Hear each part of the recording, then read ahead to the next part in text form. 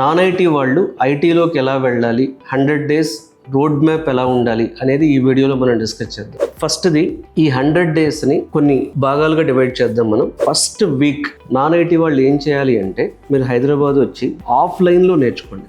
Non IT నుంచి ఐటీకి వచ్చేటప్పుడు నా సలహా ఆఫ్లైన్ ప్రిఫర్ చేయండి. ఈ ఫస్ట్ 1 week ఏం చేస్తారు అంటే, అసలు ఐటీలో ఎలాంటి కోర్సెస్ ఉన్నాయి, ఐటీలో ఎలాంటి సబ్జెక్ట్స్ ఉన్నాయి, ఫుల్ స్టాక్ డెవలప్మెంట్ అంటే ఏంటి, సాఫ్ట్వేర్ టెస్టింగ్ అంటే ఏంటి, ఏఐ అంటే ఏంటి, క్లౌడ్ కంప్యూటింగ్ అంటే ఏంటి, డెవాప్స్ అంటే ఏంటి, డేటా అనలిస్ట్ అంటే ఏంటి. ఫస్ట్ వీక్ పేరు ఐటీ అవేర్నెస్. ఈ ఐటీ అవేర్నెస్లో మీరు మల్టిపుల్ కోర్సెస్ ఒక 4-5 ఇన్స్టిట్యూట్స్లో డెమోలు వినాలి. ఆ డెమో వినేటప్పుడు మీకు ఏం అర్థమవుతుంది అంటే, అసలు ఏ కోర్స్కి మీరు మ్యాచ్ అవుతారనేది ఒక 7 daysలో అర్థమైపోతుంది.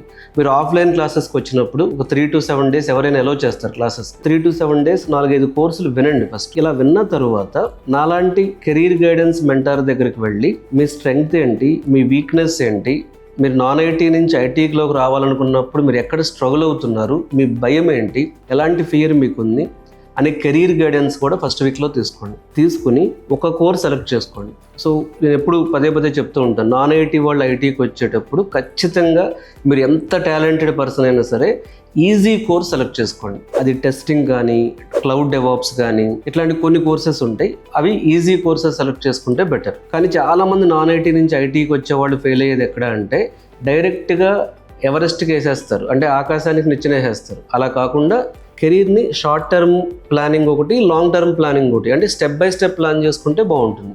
సెకండ్ ఫేజ్లోకి ఎంటర్ అయ్యారు మీరు. సెకండ్ ఫేజ్ని ఏమంటానంటే, నేను 15 రోజులు టైం పెట్టుకోండి. అంటే సెకండ్ వీక్, థర్డ్ వీక్ ఇది. ఈ 15 days మీరు ఏం చేస్తారంటే, డైరెక్ట్గా మీరు సెలెక్ట్ చేసుకున్న సైబర్ సెక్యూరిటీనో, టెస్టింగో, డెవాప్సో కాకుండా బ్రిడ్జ్ క్లాసెస్, అంటే ఫండమెంటల్స్ అంటాను నేను. కంప్యూటర్ సైన్స్ ఫండమెంటల్స్ అంటే ఏంటి, ఆపరేటింగ్ సిస్టమ్ అంటే ఏంటి, డేటాబేస్ అంటే ఏంటి, ప్రోగ్రామింగ్ లాంగ్వేజ్ అంటే ఏంటి. ఒక కంప్యూటర్ సైన్స్ ఫండమెంటల్స్ తెలియకుండా ఐటీ జాబ్కి ట్రై చేయకూడదండి, ఐటీ కోర్స్ నేర్చుకోకూడదు. కానీ దురదృష్టవశాత్తు చాలామంది డైరెక్ట్గా కోర్స్ నేర్చుకోవడానికి లైక్ చేస్తారు, కానీ ఈ కంప్యూటర్ సైన్స్ ఫండమెంటల్స్ కానీ, బ్రిడ్జ్ క్లాసెస్ కానీ నేర్చుకోవడానికి ఎవరు ట్రై చేయరు. సో ఇక్కడితో మనకి ఏమైందండి, సో 3 weeks కంప్లీట్ అయినాయి. ఇప్పుడు మీరు 4th weekలోకి ఎంటర్ అయ్యారు.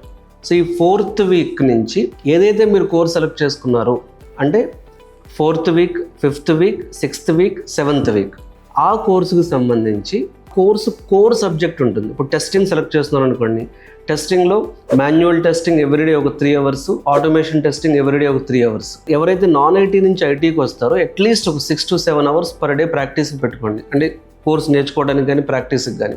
రోజుకు గంట, రోజుకు 2 గంటలు అట్లా వద్దు. నేర్చుకునేదో ఆ 1 month కరెక్ట్గా ఫుల్ డే ప్రాక్టీస్ పెట్టుకోండి. లేకపోతే ఒక 6 hours అయినా అట్లీస్ట్. లేదా మీరు క్లౌడ్ డెవాప్స్కి వెళ్ళారు. క్లౌడ్ డెవాప్స్లో మెయిన్ ఆ CI/CD టూల్స్ ఏమున్నాయి, కోర్ టూల్స్ ఏమో డాకర్ కానీ, కుబర్నెటిస్ కానీ, పైథాన్ స్క్రిప్టింగ్ కానీ, ఇట్లా ఏ సబ్జెక్ట్ సెలెక్ట్ చేసుకున్నా ఆ సబ్జెక్ట్ యొక్క కోర్ పార్ట్ని ఎవ్రీడే 6 hours చొప్పున 4 weeks బాగా ప్రాక్టీస్ చేయండి. మళ్ళీ రియల్ టైమ్ ట్రైనర్ దగ్గరే ఈ క్లాసెస్ నేర్చుకోండి. తర్వాత అప్రాక్సిమేట్లీ 50 days అయిపోయింది. నెక్స్ట్ 4 weeks ఏంటంటే ఆ సబ్జెక్ట్లో, అంటే 8th, 9th, 10th, 11th 4 weeks ఆ సబ్జెక్ట్లో పూర్తిగా అడ్వాన్స్డ్ టాపిక్స్ ఏంటి ఫుల్ డే నేర్చుకోండి. ఈ ఫుల్ డే అడ్వాన్స్డ్ సబ్జెక్ట్స్ మీద ప్రాక్టీస్ చేయండి. అడ్వాన్స్డ్ సబ్జెక్ట్స్ కానీ, ఇంటిగ్రేషన్స్ కానీ, టూల్స్ కానీ, వీటి మీద ప్రాక్టీస్ చేసుకోండి. ఓకే, సో ఇప్పుడు మనకి అంటే ఏమైంది, 4 weeks ఏమో కోర్ సబ్జెక్ట్ కవర్ చేసుకున్నాం మనం, ఇంకో 4 weeks ఏమో అడ్వాన్స్డ్ సబ్జెక్ట్ కవర్ చేసుకున్నాం. అంటే అప్రాక్సిమేట్లీ మనకి 80 days కంప్లీట్ అయింది. ఇప్పుడు లాస్ట్ 20 days ఏం చేస్తారు అంటే, మెయిన్గా ప్రాజెక్ట్స్, కనీసం 2 projects లేదా ఒకటే ప్రాజెక్ట్ తీసుకోండి, బాగా డెప్త్ ప్రాక్టీస్ చేయండి. 2 projects ఉంటే బెటర్.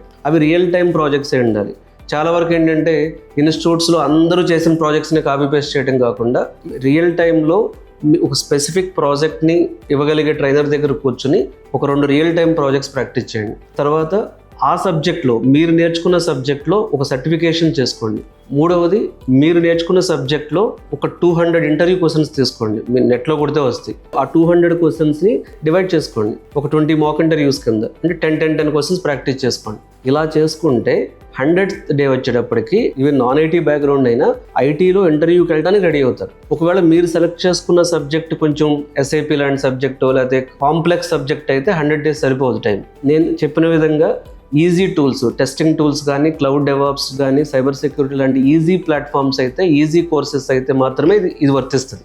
అలా నేర్చుకుని 100th day నుంచి 1 month 30 days అన్ని జాబ్ పోర్టల్స్లో మీ రెజ్యూమ్ అప్లోడ్ చేసుకోవటం, మీకు తెలిసిన హెచ్ఆర్స్కి పంపించడం, మీకు తెలిసిన ప్లేస్మెంట్ ఆఫీసర్స్కి పంపించడం, ఇలా చేయగలిగితే నెక్స్ట్ 30 డేస్లో మీరు కొన్ని ఇంటర్వ్యూస్కైనా ఒక 5-6 ఇంటర్వ్యూస్కైనా వెళ్ళగలిగితే ఇంకొక 3 మంత్స్ అంటే 6 to 7 మంత్స్ లోపు జాబ్ రావడానికి ఛాన్స్ ఉంటుంది. ఎప్పుడు మీరు సిన్సియర్గా ప్రిపేర్ అయితే. స్ట్రిక్ట్ కండిషన్స్ ఏంటంటే ఈ 6 నెలల్లో ఎప్పుడు కూడా బ్యాక్ డోర్ల వైపు, కన్సల్టెన్సీల వైపు, ప్రాక్సీ ఇంటర్వ్యూల వైపు, రాంగ్ మెథడ్స్ వైపు చూడొద్దు. 4 మంత్స్ ప్రిపేర్ అవ్వాలి, 4 మంత్స్ ట్రై చేయాలి. ఇప్పుడు నేను చెప్పిన ప్రకారం చేస్తే ఎవరికైనా సరే ఖచ్చితంగా జాబ్ వచ్చే ఛాన్సెస్ ఒక 60 to 70% ఉంది. అంటే 100 మందిలో 70 మందికి వస్తుంది. ఇంకో 30 మందికి రాకపోవడానికి communication skills, fear, wrong subject select చేసుకోవటం, ఇట్లాంటి కొన్ని కారణాలు ఉంటాయి. సో నాన్ ఐటీ నుంచి ఐటీలోకి వెళ్ళటం ఏమంత కష్టం కాదండి. ఇలా కొన్ని వేల మంది, నిజం చెప్పాలంటే లక్షల్లో వెళ్ళుంటారు. అమీర్పేట నుంచి అట్లా వేలల్లో జాబులు కొట్టుంటారు హైదరాబాద్లో. సో ఇది పెద్ద విషయమేమి కాదు ఇది. కాకపోతే ఏంటంటే ఆ టైంని కరెక్ట్గా ప్లాన్ చేసుకోకపోవటం, కరెక్ట్ కోర్స్ సెలెక్ట్ చేసుకోకపోవటం, కరెక్ట్ ట్రైనర్ని, కరెక్ట్ ట్రైనింగ్ ఇన్స్టిట్యూట్ని సెలెక్ట్ చేసుకోకపోవటం, రైట్ వేలో ప్రిపేర్ అవ్వకపోవటం, రైట్ వేలో ఇంటర్వ్యూస్ని ఫేస్ చేయకపోవటం, ఇలా చాలా రీజన్స్ ఉంటాయి. ఎవరైనా నాన్ ఐటీ నుంచి ఐటీలోకి ఎలా వెళ్ళాలి అని ఇబ్బంది పడుతుంటే ఈ వీడియోలో ఉన్న నెంబర్కి కాల్ చేసి నాతో మాట్లాడవచ్చు, లేదా అమీర్పేట్ మా ఆఫీస్కి వచ్చి నన్ను మీట్ అవ్వచ్చు. Thank you.